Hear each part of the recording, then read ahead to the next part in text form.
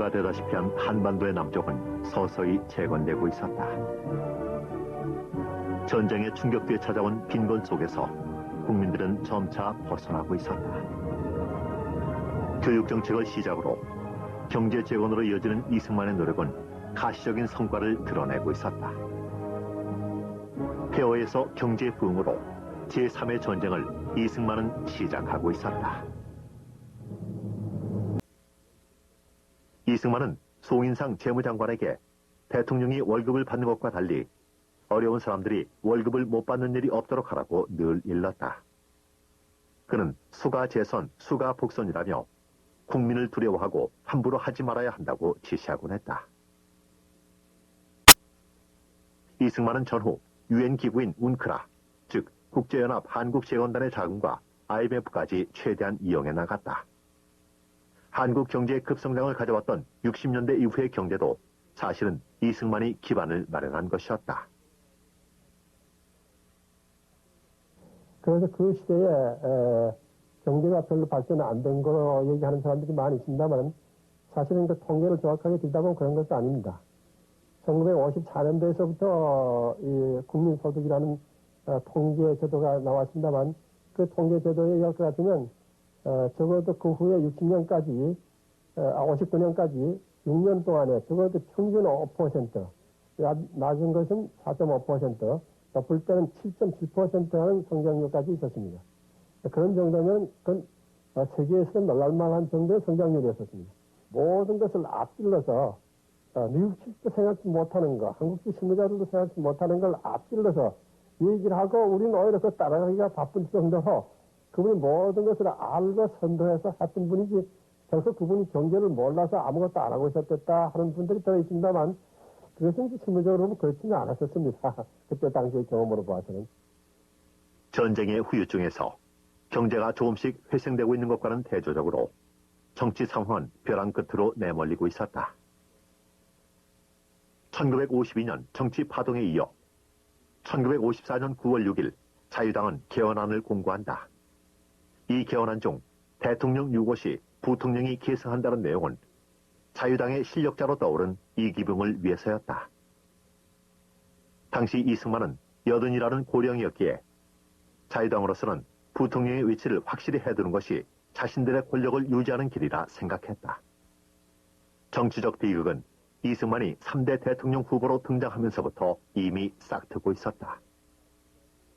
옳진 알아보기 어려운 정도로 아주 노인네 금버스나고 이런 이렇게 모시고들 자세히 보니까 이 박사랍니다. 그러니까 내 속으로 아유 저러면 어떻게 대통령 출마하려고 하시나 이런 생각이 부쩍 나더군요. 그 나와가지고 그 연단이 그저 얕게만 됐어요. 10cm나 15cm인데 오른날 이렇게 올려놓으니까 뒤에서 밀어서 연등 올라서가지고 그래서 그 교탁 앞에와 이렇다 붙잡고 이렇게 보이죠. 그러니까 이제 주 변호사님이 일어서 좀 일어서 경례한 다음에 이승만 박사 만세를 3번 불렀어요. 그랬더니 그러면 무슨 말씀이 선거운동이니까 선거에 대한 무슨 말씀이 있기를 생각했는데 그냥 동네가 떠나가겠군. 그냥 두 사람이 붙여 돌아들었는데 거기에 의한 것이 선거를 앞두고 이렇게 하면 무슨 선거에 말씀이 있겠는데 내가 이번에 나이 많지만 다시 출마하니 잘들 협조해야 된다든지 이런 말씀인데 아무 말도 없더라. 거기서 나는 어느 정도 추측이 돼요. 이게 번이가 아니라구나. 이승만의 경제정책은 박차를 가하고 있었다. 그는 국토의 효율적 관리를 위해 아파트를 짓도록 지시했다. 당시 한국은 2층 건물도 제대로 짓지 못하는 실정이었지만 이승만은 1층은 상가로 2, 3, 4층은 아파트로 해서 주상복합 아파트를 지으라는 지시를 내렸던 것이다. 이 대통령께서는 아침 저녁 주택문 말만 하시면 주택문 열어 얘기를 합니다. 빨리 주택을 지어서 어려운 사람들을 빨리 좀 편안하게 살 수 있도록 좀 하라. 우선 급한 대로 하게 하라. 그래가지고 그분이 웅크라 원조자금이라든가 그다음에 또 FOA 원조자금, 그 후에는 ICA 원조자금으로서 주택의 역정을 두어서 시작한 것이 역사적으로 보면 저 서대문에 가면 옛날에 항적부 역과라는 병원이 있었습니다만 그것이 웅크라 자금으로 지었고 이승만의 지시로 지어진 서대문의 아파트가 한국 최초의 주상복합 아파트였다.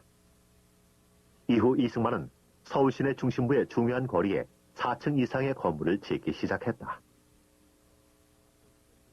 이승만은 스포츠와 문화에도 관심을 기울였다.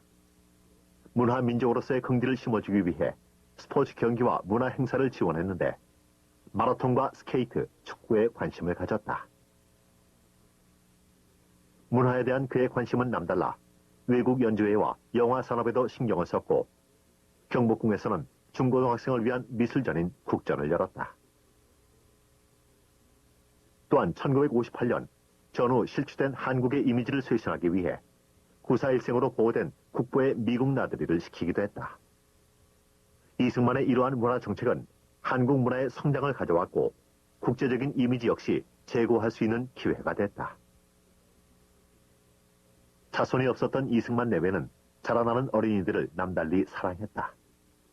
국가의 주인이 될 후세라며 어린이에 대한 관심을 나타냈는데 해마다 어린이날과 배제학교 개교 기념일을 빠뜨리지 않고 챙겼다. 프란체스카 역시 우량아 선발대회에 꼭 참석해 아기들을 안아보곤 했다. 자식이 없어 적적한 그들이기에 아이에 대한 사랑이 대단했는데 공비 자녀에게까지도 그 사랑을 전달했다. 1952년도에 지리산 지구 포로 수용소를 갔습니다. 이 지리산 지구에서 공비로 있다가 겹친 사람들을 잡아넣는 포로 수용소인데 거기에서도 산속에서 어린애들이 있으니까 아이들은 별도 수용을 했습니다. 지가 바로 그 옆에 있었습니다만은 이 대통령께서 그 아이들을 보고 얘네들이 무슨 죄가 있어? 다 앞으로 커서 우리나라를 이끌어갈 사람들인데 그리고 포로 수용소장한테 묻기를 좋은 밥은 먹이고 있나? 얘네들은 포로 수용소가 아니라 고아원이야. 당장 저 간판을 뜯어건져 라고 지시를 드렸습니다.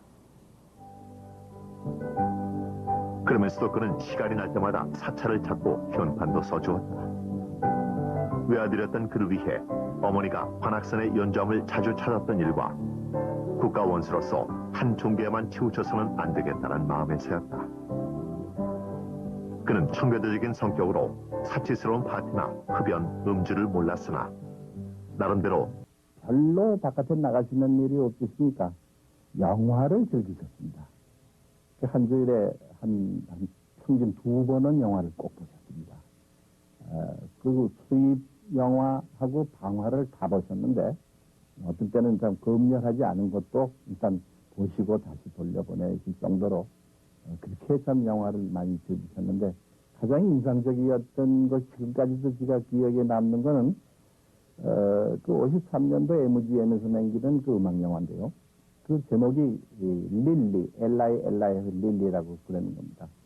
그 주제가가 하이릴리 하일로라는 제목의 노래인데 그 멜로디만 나오면은 이 대통령과 또 영부인이 같이 노래를 따라 하시고 허밍도 하시고 그 영화 보시지 않는 보통 때도 가끔 가다 보면은 허밍을 그 노래를 하시는 거 보면 그래서 제가 릴리라는 비디오를 구해서 아주 지금도 가끔 보고 있습니다.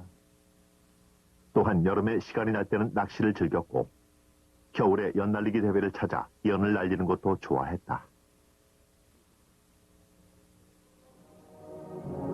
잿더미가 된 폐허 속에서의 국가 재건. 이승만은 최악의 상황에서 국가를 일으키기 위해 한 단계 한 단계 계단을 밟아오르고 있었다. 전쟁 직후 헐벗었던 국민들은 점차 생활의 안정을 찾아갔고 경제 성장의 혜택을 누리게 됐다. 그러나 이렇듯 전쟁의 후유증에서 국가 경제가 조금씩 회생되고 있는 것과는 대조적으로 정치 상황은 벼랑 끝으로 몰리고 있었다.